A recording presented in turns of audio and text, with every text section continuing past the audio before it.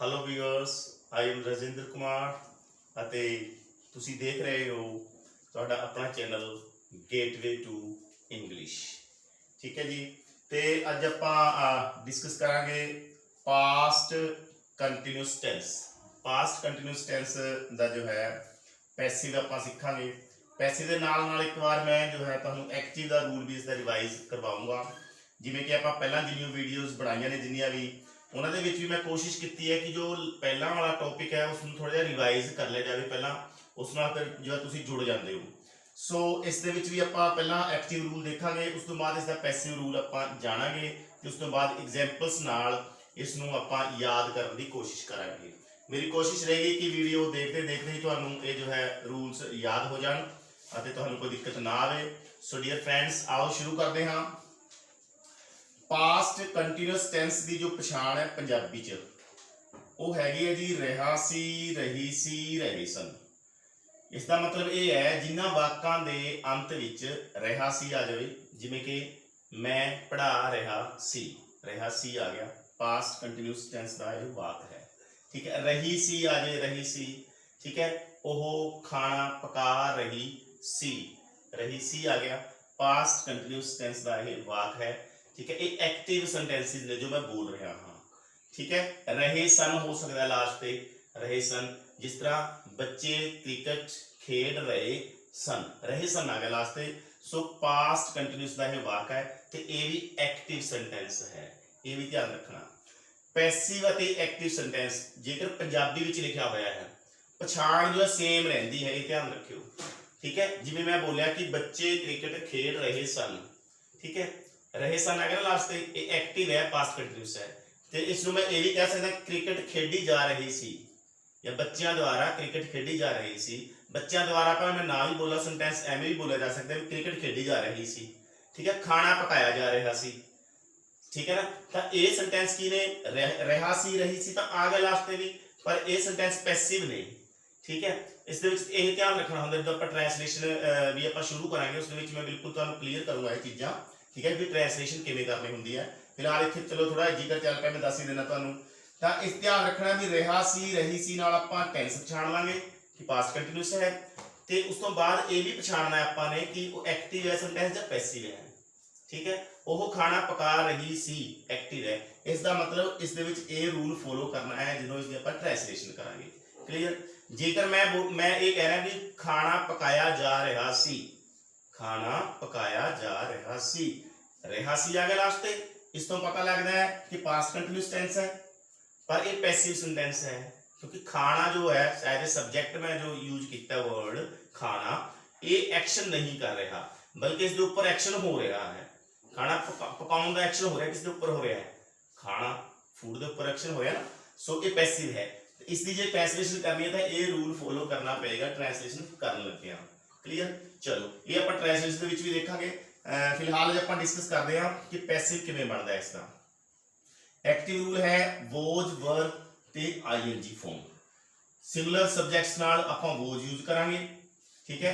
आई नाल भी वोज लगेगा, ही, शी, इट, नेम। ठीक है। ये सारे सिमिलर्स ने, इन्हां नाल वोज यूज होएगा। सिमिलर चाहे फर्स्ट पर्सन का है, ठीक है, चाहे थर्ड पर्सन का है, सारे नाल ही वोज जो है हेल्पिंग वर्ब यूज होएगी। ते प्लूरल जितने भी सब्जेक्ट्स ने सारे नाल जो है वर्ब आपां यूज करांगे। क्लीयर। ते मेन वर्ब जिहड़ी है वो आईएनजी फॉर्म यूज होएगी, इसमें आपां प्रेजेंट पार्टिसिपल भी कह दिंदे हां। ठीक है जी। दो हेल्पिंग वर्ब ने, वोज ते वर्ब, एक मेन वर्ब जो है आईएनजी फॉर्म इस दे विच यूज हुंदी है। ये हो गया इसका एक्टिव रूल। ते पैसिव रूल देखो, जदों आपां सेंटेंस नूं पैसिव बनाउंदे आ तां इस दे विच वोज वर्ब तां लगदा ही है, पर वोज वर्ब नाल ना बीइंग जुड़ जाता है, बीइंग। ठीक है जी। यानी कि हेल्पिंग वर्ब के दो पार्ट्स होंगे इस दे विच, was being, were being. Was being एक हेल्पिंग वर्ब हो गई, वर बीइंग ये दूसरी हेल्पिंग वर्ब हो गई। ठीक है। वोज बीइंग के दो पार्ट ने, वर बीइंग के विच भी दो पार्ट हो गए। ठीक है। उस तो बाद वर्ब की थर्ड फॉर्म लगनी है ते बाय यूज करना है। ठीक है जी। थर्ड फॉर्म नूं आपां पास्ट पार्टिसिपल भी कह दिंदे हां। इस दे विच एक ध्यान रखने वाली मैं कॉमन गल दस रहा हां, जेकर कोई दो टेंस ने जिन्हां दा मतलब कंटीन्यूअस ने, जिन्हां दा पैसिव बनदा है, प्रेजेंट कंटीन्यूअस है ते पास्ट कंटीन्यूअस है। फ्यूचर कंटीन्यूअस का पैसिव बनता ही नहीं है। ठीक है। कंटीन्यूअस दो ही रह गए जिन्हां दा पैसिव बनता है, ਤਾਂ ਇਹ ਧਿਆਨ ਰੱਖਣਾ ਹੈ ਇਹਨਾਂ ਦੇ ਐਕਟਿਵ ਦੇ ਵਿੱਚ ਆਈਐਨਜੀ ਫਾਰਮ ਆਉਂਦੀ ਹੈ, ਪਰ ਜਦੋਂ ਇਹਨਾਂ ਦਾ ਆਪਾਂ ਪੈਸਿਵ ਬਣਾਉਂਦੇ ਆ ਤਾਂ ਇਹਨਾਂ ਦੋਨਾਂ ਦੇ ਵਿੱਚ ਬੀਇੰਗ ਯੂਜ਼ ਹੁੰਦਾ ਹੈ, ਇਹ ਧਿਆਨ ਰੱਖਣਾ। ਠੀਕ ਹੈ, ਬੀਇੰਗ ਵੀ ਵਰਬ ਦੀ ਫਸਟ ਫਾਰਮ ਵਿੱਚ ਆਈਐਨਜੀ ਲੱਗਿਆ ਹੋਇਆ ਹੈ। ਦੇਖੋ ਬੀ ਜੋ ਹੈ ਫਸਟ ਫਾਰਮ ਹੁੰਦੀ ਹੈ, ਬੀ ਵਾਸ ਬੀਨ ਹੁੰਦਾ ਹੈ, ਤਾਂ ਬੀ ਹੈ ਜਿਹੜੀ ਹੈਲਪਿੰਗ ਵਰਬ, ਬੀ ਇੱਥੇ ਬੀਇੰਗ ਜੋ ਹੈਲਪਿੰਗ ਵਰਬ ਦਾ ਪਾਰਟ ਬਣਿਆ, ਬੀ ਦੇ ਵਿੱਚ ਆਈਐਨਜੀ ਜੋੜ ਕੇ ਬਣਿਆ ਹੈ। ਠੀਕ ਹੈ, ਮੇਨ ਵਰਬ ਦੇ ਵਿੱਚ ਆਈਐਨਜੀ ਹੈ, ਹੈਲਪਿੰਗ ਵਰਬ ਦੇ ਵਿੱਚ ਵੀ ਆਈਐਨਜੀ ਆ ਜਾਂਦਾ ਹੈ, ਕਿਉਂਕਿ ਮੇਨ ਵਰਬ ਦੀ ਆਪਾਂ ਥਰਡ ਫਾਰਮ ਬਣਾ ਦਿੰਦੇ ਆ। ਠੀਕ ਹੈ, ਇਹ ਤਾਂ ਥਰਡ ਫਾਰਮ ਬਣ ਗਈ ਇਸਦੀ, ਤਾਂ ਜਿਹੜਾ ਕੰਟੀਨਿਊਸ ਵਾਲਾ ਪਾਰਟ ਰਿਹਾ ਰਹੇ ਦੀ ਸੈਂਸ ਦੇਣੀ ਹੈ ਉਹ ਇਸ ਨਾਲ ਮਿਲ ਜਾਂਦੀ ਹੈ, ਬੀ ਦੇ ਵਿੱਚ ਆਈਐਨਜੀ ਜੋੜ ਦਿੰਦੇ ਆ ਆਪਾਂ। ਠੀਕ ਹੈ, ਕਲੀਅਰ। ਯਾਨੀ ਕਿ ਜੇਕਰ ਐਕਟਿਵ ਦੇ ਵਿੱਚ ਤੁਹਾਨੂੰ ਮੇਨ ਵਰਬ ਦੇ ਵਿੱਚ ਆਈਐਨਜੀ ਲੱਗਿਆ ਹੋਇਆ ਦਿਖ ਰਿਹਾ ਹੈ ਕਿਸੇ ਸੈਂਟੈਂਸ ਵਿੱਚ, ਤੇ ਉਸਦਾ ਪੈਸਿਵ ਬਣਾਉਣ ਲਈ ਕਿਹਾ ਗਿਆ ਹੋਵੇ ਤਾਂ ਉਸ ਦੇ ਵਿੱਚ ਬੀਇੰਗ ਜੋ ਹੈ ਜ਼ਰੂਰ ਲੱਗੇਗਾ, ਤਾਂ ਹੀ ਪੈਸਿਵ ਬਣ ਸਕਦਾ ਹੈ। ਠੀਕ ਹੈ ਜੀ, ਓਕੇ। ਚਲੋ ਹੁਣ ਐਗਜ਼ਾਮਪਲਸ ਨਾਲ ਆਪਾਂ ਦੇਖਦੇ ਹਾਂ। he was laughing at the beggar, ਉਹ ਖਿਡਾਰੀ ਤੇ ਭਿਖਾਰੀ ਤੇ ਹੱਸ ਰਿਹਾ ਸੀ। he was laughing at the beggar। ਠੀਕ ਹੈ, ਇਸ ਤੇ he ਸਿੰਗੂਲਰ ਹੈ, was ਲੱਗ ਗਿਆ, ਆਈਐਨਜੀ ਫਾਰਮ ਆ ਗਈ। ਠੀਕ ਹੈ, ਇਹ ਆਬਜੈਕਟ ਹੋ ਗਿਆ। ਹੁਣ ਪੈਸਿਵ ਕਿਵੇਂ ਬਣੇਗਾ? ਜੋ ਆਬਜੈਕਟ ਹੈ ਦਾ ਬੈਗਰ, ਹੱਸਿਆ, ਉਹ ਹੱਸ ਰਿਹਾ ਸੀ ਕਿਸ ਤੇ? ਬੈਗਰ ਤੇ। ਹੱਸਣ ਦਾ ਸਿੱਧਾ ਅਸਰ ਕਿਸ ਤੇ ਪੈ ਰਿਹਾ ਸੀ? ਬੈਗਰ ਤੇ। ਦ ਬੈਗਰ ਭਿਖਾਰੀ ਤੇ, ਭਿਖਾਰੀ ਆਬਜੈਕਟ ਇਸ ਦੇ ਵਿੱਚ। ਠੀਕ ਹੈ, ਇਸ ਨੂੰ ਆਪਾਂ ਐਜ਼ ਸਬਜੈਕਟ ਯੂਜ਼ ਕਰਾਂਗੇ। ਦ ਬੈਗਰ ਆ ਗਿਆ ਸ਼ੁਰੂ ਚ। ਹੁਣ ਦੇਖੋ ਦ ਬੈਗਰ ਨਾਲ ਪੈਸਿਵ ਦੇ ਵਿੱਚ ਵਾਸ ਬੀਇੰਗ ਜਾਂ ਵਰ ਬੀਇੰਗ ਦੇ ਵਿੱਚ ਕੀ ਯੂਜ਼ ਹੋਏਗਾ? obvious है was being लगेगा, क्योंकि द बैगर भिखारी सिंगुलर है, इस करके was being लगा दिता। laugh इथे laughing है, laughing इसकी थर्ड फॉर्म की हो जाएगी laughed at by him। इस दे विच एक गल ध्यान रखनी है, जो at है ये प्रेपोजिशन इथे ing फॉर्म तो बाद लगी हुई है, इथे जिस मेन वर्ब की थर्ड फॉर्म बन गई, इसे नाल ही at जो है लगाना है, इसको ड्रॉप नहीं करना। ठीक है, एक सेंटेंस पहला ਆਪਾਂ ਇੱਕ ਵੀਡੀਓ ਦੇ ਵਿੱਚ ਕੀਤਾ ਸੀ, ਉਸ ਦੇ ਵਿੱਚ ਆਫਟਰ ਵਰਡ ਆਇਆ ਸੀ।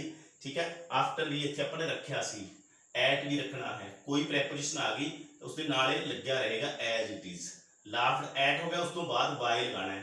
ਤੇ ਇੱਧਰ ਹੀ ਹੈ, ਆ ਦੇਖੋ ਹੀ ਹੈ, ਹੀ ਦਾ ਉਧਰ ਜਾ ਕੇ ਆਬਜੈਕਟ ਕੀ ਬਣ ਗਿਆ? ਹਿਮ। ਆਬਜੈਕਟਿਵ ਫਾਰਮ ਹਿਮ ਹੈ, ਸਬਜੈਕਟਿਵ ਫਾਰਮ ਇਸ ਦੀ ਹੁੰਦੀ ਹੈ ਹੀ। ਕਲੀਅਰ? ਓਕੇ, ਨੈਕਸਟ ਸੈਂਟੈਂਸ ਦੇਖੋ, we were not reading it।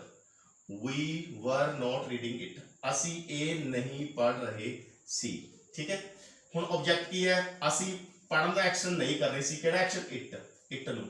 ਤਾਂ ਇਟ ਇਸ ਦੇ ਵਿੱਚ ਆਬਜੈਕਟ ਹੈ। ਠੀਕ ਹੈ, ਇਟ ਨੂੰ ਆਪਾਂ ਐਜ਼ ਅ ਸਬਜੈਕਟ ਲੈ ਆਏ, ਅੱਗੇ ਇੱਥੇ ਆ ਗਿਆ। ਹੁਣ ਇਟ ਨਾਲ was ਲੱਗੇਗਾ, ਕਿਉਂਕਿ ਸਿੰਗੂਲਰ ਇਟ ਨਾਲ ਇਟ ਨੂੰ ਆਪਾਂ ਸਿੰਗੂਲਰ ਮੰਨਦੇ ਆ। ਇਟ was ਤੋਂ ਬਾਅਦ not ਯੂਜ਼ ਕੀਤਾ, ਕਿਉਂਕਿ ਸੈਂਟੈਂਸ ਕੀ ਹੈ? ਨੈਗੇਟਿਵ ਸੀ। ਠੀਕ ਹੈ, it was not, was being ਸੀ ਨਾ, was being ਦਾ ਕੀ ਹੋ ਗਿਆ? was not being, ਇੱਥੇ ਨੋਟ ਆਪਾਂ ਨੇ ਇਨਸਰਟ ਕਰ ਦਿੱਤਾ।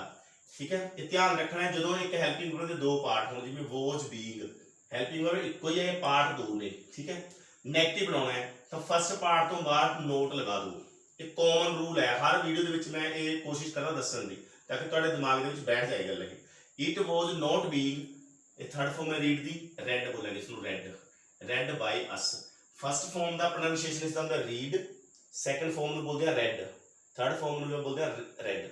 Read, read. It was not being read by us, ਇਹ ਸਾਡੇ ਦੁਆਰਾ ਨਹੀਂ ਪੜਿਆ ਜਾ ਰਿਹਾ ਸੀ। ਕਲੀਅਰ? ਓਕੇ, ਉਮੀਦ ਕਰਦਾ ਸਮਝ ਆ ਗਈ ਹੋਵੇਗੀ। ਹਾਂ, ਇਹ ਵੀ ਧਿਆਨ ਰੱਖਣਾ, ਦੇਖੋ ਇੱਥੇ ਐਕਟਿਵ ਦੇ ਵਿੱਚ ਤਾਂ ਵਰ ਲੱਗਿਆ ਹੋਇਆ, ਵਰ ਪਲੂਰਲ। ਇੱਥੇ ਆਪਾਂ ਨੇ ਪੈਸਿਵ ਦੇ ਵਿੱਚ was ਲਗਾ ਦਿੱਤਾ। ਇੱਥੇ ਕਈ ਬੱਚਿਆਂ ਨੂੰ ਕਨਫਿਊਜ਼ਨ ਹੋ ਸਕਦੀ ਹੈ। ਠੀਕ ਹੈ, ਪਰ ਇੱਥੇ ਧਿਆਨ ਰੱਖਣਾ ਹੈ, ਇਹ was ਤਾਂ ਲੱਗਿਆ ਕਿਉਂਕਿ ਇਟ ਆ ਗਿਆ ਸੀ। ਇੱਥੇ ਜੋ ਹੈਲਪਿੰਗ ਵਰਬ ਯੂਜ਼ ਕਰਨੀ ਆਪਾਂ ਨੇ, ਉਹ ਇਸ ਨਵੇਂ ਸਬਜੈਕਟ ਦੇ ਅਕੋਰਡਿੰਗ ਯੂਜ਼ ਕਰਨੀ ਹੈ। ਜੇਕਰ ਨਵਾਂ ਸਬਜੈਕਟ ਸਿੰਗੂਲਰ ਹੈ ਤਾਂ ਇੱਥੇ ਸਿੰਗੂਲਰ ਹੈਲਪਿੰਗ ਵਰਬ ਲੱਗੇਗੀ, ਜੇਕਰ ਨਵਾਂ ਸਬਜੈਕਟ ਪਲੂਰਲ ਹੈ ਤਾਂ ਪਲੂਰਲ ਹੈਲਪਿੰਗ ਵਰਬ ਲਗਾਉਣੀ ਹੈ।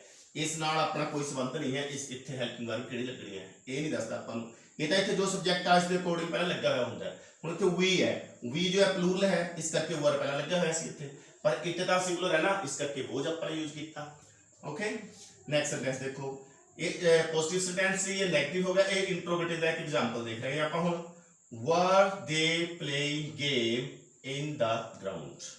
were they playing game in the ground? ਕੀ ਉਹ ਮੈਦਾਨ ਵਿੱਚ ਗੇਮ ਖੇਡ ਰਹੇ ਸੀ ਉਹ। ठीक है, इंट्रोगेटिव है। तो हुण देखो ऑब्जेक्ट की है, ग्राउंड है या गेम है, इस गल ते तुसीं गौर करनी है। ठीक है, इत्थे की है गेम जो है ऑब्जेक्ट है। खेडण दा एक्शन हो रहा सी, की खेड रहे सी गेम, गेम खेड रहे सी ना कि ग्राउंड नूं खेड रहे सी, ग्राउंड दे विच तां खेड रहे सी वो। ठीक है, खेड की रहे सी गेम, तो यानी कि ऑब्जेक्ट जो है गेम है ना कि ग्राउंड। क्लीयर। हुण गेम जो शब्द है वो एज ए सब्जेक्ट यूज कर लेंगे आपां, गेम आपां ने एज ए सब्जेक्ट इत्थे लिया, पहले नंबर ते आ गया। हुण गेम नाल हेल्पिंग वर्ब यूज करनी सी, इन्हां विचों वॉज बीइंग ते वर बीइंग। गेम सिंगुलर है, इस करके वॉज बीइंग यूज होएगा। ठीक है, वॉज बीइंग आपां ने लगाया हुआ है, वॉज इधर लगाता, बीइंग इधर यूज किया। क्यों? क्योंकि सेंटेंस इंट्रोगेटिव है।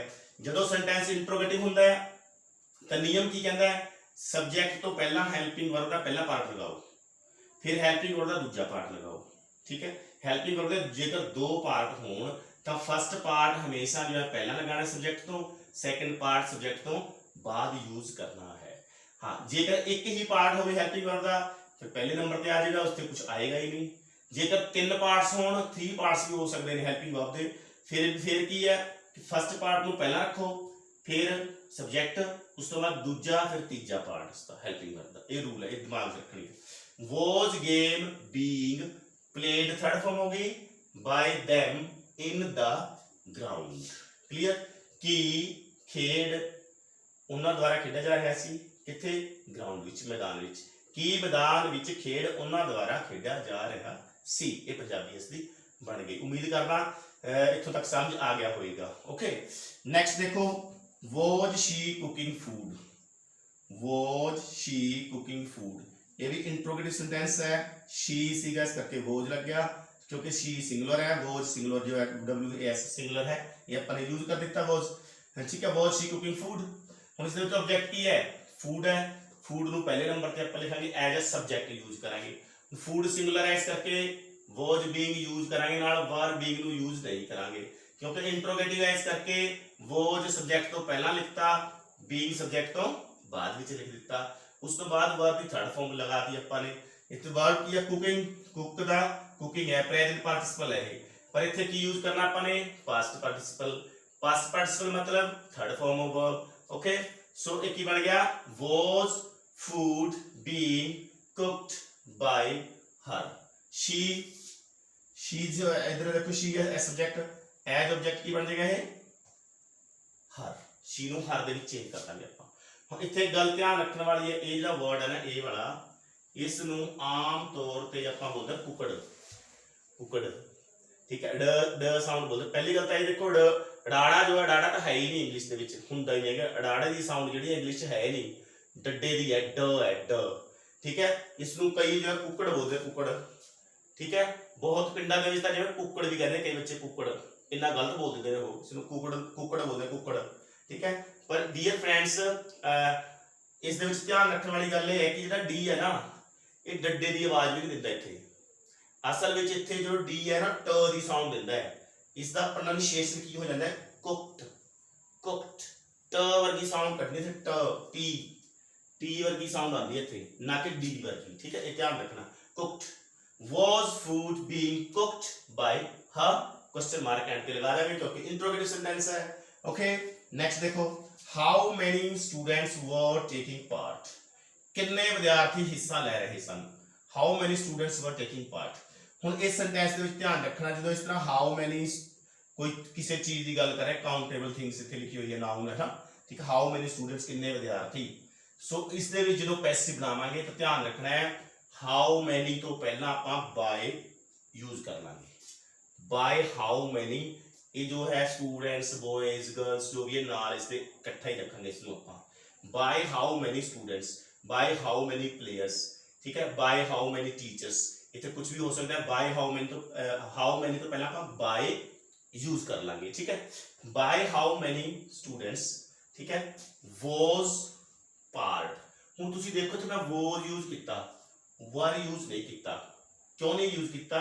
क्योंकि इत्थे जो है पार्ट दे अकॉर्डिंग, पार्ट सिंगल है।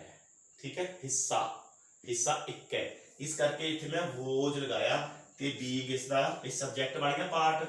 पार्ट तो पहला वॉज यूज करता, पार्ट तो बाद बीइंग हो गया, was part being taken, ये वर्ब की थर्ड फॉर्म होगी टेक दी, टेकिंग है, आईएनजी फॉर्म है, प्रेजेंट पार्टिसिपल है, इतने अपन थर्ड फॉर्म बनाती taken. by how many students was part being taken, by how many students was part being taken, ਇਹ sentence ਆਪਣਾ ਹੋ ਗਿਆ ਪੈਸਿਵ। ਠੀਕ ਹੈ ਜੀ, ਹੁਣ ਲਾਸਟ ਸੈਂਟੈਂਸ ਦੇਖੋ, ਇਸ ਤੋਂ ਬਾਅਦ ਵੀਡੀਓ ਦੇ ਲਾਸਟ ਇੱਕ ਜੋ ਹੈ ਟਿਪੀਕਲ ਸੈਂਟੈਂਸ ਵੀ ਲਿਖਿਆ ਆਪਾਂ ਇਹਦੇ ਬਾਰੇ ਮੈਂ ਤੁਹਾਨੂੰ ਦੱਸੂਗਾ। ਠੀਕ ਹੈ, who was teaching you English, who ਆ ਗਿਆ ਜੀ, ਨਿਯਮ ਕੀ ਕਹਿੰਦਾ ਜਦੋਂ who ਆ ਜੇ ਐਕਟਿਵ ਦੇ ਵਿੱਚ ਤਾਂ ਉਸ ਨੂੰ ਪੈਸਿਵ ਬਣਾਉਣ ਲੱਗੇ ਆਪਾਂ ਉਸ ਦੀ ਥਾਂ ਤੇ ਯੂਜ਼ ਕਰਦੇ ਹਾਂ by whom, who ਦਾ ਕੀ ਬਣ ਗਿਆ ਜੀ by whom। ਉਸ ਤੋਂ ਬਾਅਦ ਆਬਜੈਕਟ you ਵੀ ਹੈ, ਆਬਜੈਕਟ ਇੰਗਲਿਸ਼ ਵੀ ਹੈ। ਇੱਥੇ ਦੋਨੋਂ ਤਰੀਕੇ ਨਾਲ ਆਪਾਂ ਨੇ ਐਗਜ਼ਾਮਪਲ ਜੋ ਹੈ ਦਿੱਤੇ ਹੋਏ ਨੇ, ਐਗਜ਼ਾਮਪਲਸ ਦੇਖੋ। by whom you ਨੂੰ ਮੈਂ ਐਜ਼ ਅ ਸਬਜੈਕਟ ਲੈ ਲਿਆ ਇੱਥੇ ਸੈਂਟੈਂਸ ਵਿੱਚ। ਠੀਕ ਹੈ, you ਨਾਲ ਹੁਣ were being ਲੱਗੇਗਾ, was being ਯੂਜ਼ ਨਹੀਂ ਹੋਏਗਾ। ਠੀਕ ਹੈ, were being ਦੇ ਵਿੱਚੋਂ were ਨੂੰ ਮੈਂ ਪਹਿਲਾਂ ਲਿਖਤਾ ਸਬਜੈਕਟ ਤੋਂ, being ਨੂੰ ਬਾਅਦ ਚ ਲਿਖ ਦਿੱਤਾ। ਕਿਉਂ ਲਿਖ ਦਿੱਤਾ ਇਹ ਹੁਣ ਤੱਕ ਕਲੀਅਰ ਹੋ ਗਈ ਹੋਏਗੀ ਗੱਲ, ਸੈਂਟੈਂਸ ਇੰਟਰੋਗੇਟਿਵ ਇਸ ਕਰਕੇ। ਠੀਕ ਹੈ, by whom were you being, ਉਸ ਤੋਂ ਬਾਅਦ ਥਰਡ ਫਾਰਮ ਆ ਗਈ teach the, taught English, by whom were you being taught English। ਠੀਕ ਹੈ, ਵੀ ਕਿਸ ਦੁਆਰਾ ਤੁਹਾਨੂੰ ਅੰਗਰੇਜ਼ੀ ਪੜ੍ਹਾਈ ਜਾ ਰਹੀ ਸੀ, ਇੱਥੇ ਕਿ ਤੁਹਾਨੂੰ ਅੰਗਰੇਜ਼ੀ ਕੌਣ ਪੜ੍ਹਾ ਰਿਹਾ ਸੀ, ਇੱਥੇ ਕੀ ਬਣ ਗਿਆ ਕਿਸ ਦੁਆਰਾ ਤੁਹਾਨੂੰ ਅੰਗਰੇਜ਼ੀ ਪੜ੍ਹਾਈ ਜਾ ਰਹੀ ਸੀ। ਦੂਸਰਾ ਸੈਂਟੈਂਸ ਦੇਖ ਲਓ, by whom ਤਾਂ ਲੱਗਣਾ ਹੀ ਹੈ। ਹੁਣ ਇਸ ਦੇ ਵਿੱਚੋਂ ਇਹ ਜਿਹੜਾ ਹੈ ਸਬਜੈਕਟ, ਇਸ ਨੂੰ ਮੈਂ ਅੱਗੇ ਲੈ ਕੇ ਆ ਰਿਹਾ ਹਾਂ ਇੰਗਲਿਸ਼, ਇੱਥੇ ਲੈ ਆਪਾਂ। ਠੀਕ ਹੈ, ਹੁਣ ਦੇਖੋ ਇੰਗਲਿਸ਼ ਜੋ ਹੈ ਇੱਕ ਸਬਜੈਕਟ ਦਾ ਨਾਮ ਹੈ, ਇਹ ਸਿੰਗੂਲਰ ਹੈ, ਇਸ ਕਰਕੇ was being यूज होएगा, was ਤੇ being। ठीक है, was ਆਪਾਂ ਨੇ ਇੰਗਲਿਸ਼ ਤੋਂ ਪਹਿਲਾਂ ਲਿਖ ਦਿੱਤਾ, being ਬਾਅਦ ਚ ਲਿਖ ਦਾਂਗੇ। ਠੀਕ ਹੈ, ਕਿਉਂਕਿ ਸੈਂਟੈਂਸ ਇੰਟਰੋਗੇਟਿਵ ਹੈ। by whom was English being taught, ਇੱਥੇ ਧਿਆਨ ਰੱਖਣਾ to ਆਪਾਂ ਨੂੰ ਆਪਦੇ ਕੋਲੋਂ ਜੋੜਨਾ ਪੈਣਾ ਹੈ। ਠੀਕ ਹੈ ਜੀ, ਫਿਰ you ਆ ਗਿਆ, ਕੁਐਸਚਨ ਮਾਰਕ ਆ ਗਿਆ। ਸੌਰੀ, ਹੁਣ ਧਿਆਨ ਰੱਖਣਾ ਹੈ ਵੀ ਜੇਕਰ ਇਸ ਤਰ੍ਹਾਂ ਦੋ ਆਬਜੈਕਟ ਨੇ, ਡਾਇਰੈਕਟ ਤੇ ਇਨਡਾਇਰੈਕਟ ਆਬਜੈਕਟ, ਜਿਹੜਾ ਵਰਬ ਦੇ ਨਾਲ ਵਾਲਾ ਆਬਜੈਕਟ ਜੇਕਰ ਆਪਾਂ ਅੱਗੇ ਲੈ ਕੇ ਆਉਂਦੇ ਆ ਐਜ਼ ਅ ਸਬਜੈਕਟ ਯੂਜ਼ ਕਰਦੇ ਆ, ਜਿਵੇਂ ਇਹਦੇ ਵਿੱਚ ਕੀਤਾ ਆਪਾਂ ਨੇ, ਫਿਰ ਜੋ ਹੈ ਟੂ ਲਿਖਣ ਦੀ ਜ਼ਰੂਰਤ ਨਹੀਂ ਪਏਗੀ, ਇਹ ਧਿਆਨ ਰੱਖੋ। ਅਤੇ ਲਾਸਟ ਵਾਲੇ ਸਬਜੈਕਟ ਨੂੰ ਆਪਾਂ ਅੱਗੇ ਲੈ ਕੇ ਆਉਂਦੇ, ਜਿਵੇਂ ਇਸ ਦੇ ਵਿੱਚ ਇੰਗਲਿਸ਼ ਐਜ਼ ਅ ਸਬਜੈਕਟ ਆਪਾਂ ਲੈ ਆਏ ਅੱਗੇ। ਠੀਕ ਹੈ, ਫਿਰ ਜੋ ਵਰਬ ਹੈ ਨਾ ਥਰਡ ਫਾਰਮ ਲਗਾਵਾਂਗੇ ਆਪਾਂ, ਥਰਡ ਫਾਰਮ ਤੋਂ ਬਾਅਦ ਫਿਰ ਟੂ ਆਪਾਂ ਨੂੰ ਲਗਾਉਣਾ ਪਏਗਾ, ਇਹ ਧਿਆਨ ਰੱਖਣਾ। ਕਿਸੇ ਵੀ ਤਰੀਕੇ ਨਾਲ ਸੈਂਟੈਂਸ ਪੇਪਰ ਦੇ ਵਿੱਚ ਆ ਸਕਦਾ ਹੈ, ਤੁਸੀਂ ਇਸ ਨੂੰ ਹੁਣ ਪਛਾਣ ਸਕਦੇ ਹੋ। ਇਹ ਤਾਂ ਅਸੀਂ ਪਾਸਟ ਕੰਟੀਨਿਊਸ ਬਾਰੇ ਇੰਨੀ ਇਨਫੋਰਮੇਸ਼ਨ। ਠੀਕ ਹੈ, ਇੱਕ ਮੈਂ ਇਹ ਥੋੜਾ ਜਿਹਾ ਟਿਪੀਕਲ ਸੈਂਟੈਂਸ ਲਿਖ ਲਿਆ ਤੁਹਾਡੀ ਜਾਣਕਾਰੀ ਵਾਸਤੇ, ਜਾਂਦੇ ਜਾਂਦੇ ਤੁਹਾਨੂੰ ਦੱਸ ਦਿੰਦੇ ਆ। ਠੀਕ ਹੈ, ਇਸ ਤੋਂ ਬਾਅਦ ਆਪਣੀ ਇਹ ਵੀਡੀਓ ਕੰਪਲੀਟ ਹੈ, ਨੈਕਸਟ ਵੀਡੀਓ ਦੇ ਵਿੱਚ ਮਿਲਾਂਗੇ। ਫਿਰ ਆਪਾਂ ਸੈਂਟੈਂਸ ਹੈ ਮਾਈ ਹੇਅਰ ਨੀਡਸ ਕਟਿੰਗ। ਠੀਕ ਹੈ, ਕਈ ਵਾਰੀ ਆ ਜਾਂਦਾ ਪੇਪਰ ਦੇ ਵਿੱਚ, ਇਸ ਦਾ ਪੈਸਿਵ ਕਿਵੇਂ ਬਣੇਗਾ। ਠੀਕ ਹੈ, ਇਸ ਦਾ ਪੈਸਿਵ ਬਣੇਗਾ ਜੀ ਮਾਈ ਹੇਅਰ, ਮੈਂ ਲਿਖ ਦੇਣਾ ਇੱਥੇ ਮਾਈ hair needs to be cut, ਇਸ ਤਰ੍ਹਾਂ ਇਹਦਾ ਪੈਸਿਵ ਬਣਨਾ ਹੈ ਨਾ ਟਿਪੀਕਲ ਸੈਂਟੈਂਸ। ਇਸ ਨੂੰ ਯਾਦ ਰੱਖਣਾ, ਕਈ ਵਾਰ ਐਗਜ਼ਾਮ ਦੇ ਵਿੱਚ ਆ ਜਾਂਦਾ ਹੈ। ਜੋ ਮਾਈ ਹੇਅਰ ਨੀਡਸ ਹੈ ਐਜ਼ ਇਟ ਇਜ਼ ਲਿਖ ਲਿਆ ਆਪਾਂ ਨੇ, ਉਸ ਤੋਂ ਬਾਅਦ ਕਟਿੰਗ ਨੂੰ ਕਟਿੰਗ ਦੀ ਥਾਂ ਤੇ ਲਿਖਾਂਗੇ ਟੂ ਬੀ ਕੱਟ। ਓਕੇ, ਉਮੀਦ ਕਰਦਾ ਸੈਂਟੈਂਸ ਤੁਹਾਨੂੰ ਵਧੀਆ ਲੱਗਿਆ ਹੋਵੇਗਾ, ਪੂਰੀ ਵੀਡੀਓ ਵੀ ਵਧੀਆ ਲੱਗੀ ਹੋਵੇਗੀ। ਸੋ ਵੀਡੀਓ ਨੂੰ ਸ਼ੇਅਰ ਕਰਨਾ, ਜੇਕਰ ਚੈਨਲ ਨੂੰ ਹੁਣ ਤੱਕ ਸਬਸਕ੍ਰਾਈਬ ਨਹੀਂ ਕੀਤਾ ਸਬਸਕ੍ਰਾਈਬ ਕਰ ਲੈਣਾ। ਠੀਕ ਹੈ, ਸੋ ਹੁਣ ਮੈਨੂੰ ਦਿਓ ਇਜਾਜ਼ਤ, ਆਪਾਂ ਮਿਲਦੇ ਹਾਂ ਨੈਕਸਟ ਵੀਡੀਓ ਦੇ ਵਿੱਚ। ਪਾਸਟ ਪਰਫੈਕਟ ਟੈਂਸ ਦਾ ਪੈਸਿਵ ਆਪਾਂ ਅਗਲੀ ਵੀਡੀਓ ਦੇ ਵਿੱਚ ਦੇਖਾਂਗੇ। ਤੇ ਇੱਕ ਹੋਰ ਇਨਫੋਰਮੇਸ਼ਨ ਮੈਂ ਦੇ ਦਿੰਦਾ ਤੁਹਾਨੂੰ ਕਿ ਇਹਨਾਂ ਦੀ ਜਿਹੜੀ ਪ੍ਰੈਕਟਿਸ ਕਰਨ ਲਈ ਬੱਚਿਆਂ ਦੇ ਕਮੈਂਟਸ ਆ ਰਹੇ ਨੇ ਵੀ ਅਸੀਂ ਪ੍ਰੈਕਟਿਸ ਕਿੱਥੋਂ ਕਰੀਏ ਜੀ। ਠੀਕ ਹੈ, ਆਪਣੇ ਡਿਸਕ੍ਰਿਪਸ਼ਨ ਬਾਕਸ ਦੇ ਵਿੱਚ ਨਾ ਲਿੰਕ ਦਿੱਤੇ ਹੋਏ ਨੇ। ਠੀਕ ਹੈ, ਉਸ ਲਿੰਕ ਤੇ ਤੁਸੀਂ ਕਲਿੱਕ ਕਰੋਗੇ ਤਾਂ ਤੁਹਾਨੂੰ ਪ੍ਰੈਕਟਿਸ ਲਈ ਕਾਫੀ ਸ਼ੀਟਸ ਉੱਥੇ ਮਿਲ ਜਾਣਗੀਆਂ, ਆਪਣੇ ਹੀ ਚੈਨਲ ਤੇ ਗੇਟਵੇ ਟੂ ਇੰਗਲਿਸ਼ ਤੇ, ਉੱਥੋਂ ਤੁਸੀਂ ਪ੍ਰੈਕਟਿਸ ਕਰ ਸਕਦੇ ਹੋ। ਠੀਕ ਹੈ ਜੀ, ਓਕੇ, ਮਿਲਦੇ ਹਾਂ ਨੈਕਸਟ ਵੀਡੀਓ ਦੇ ਵਿੱਚ। Thank you very much, bye bye.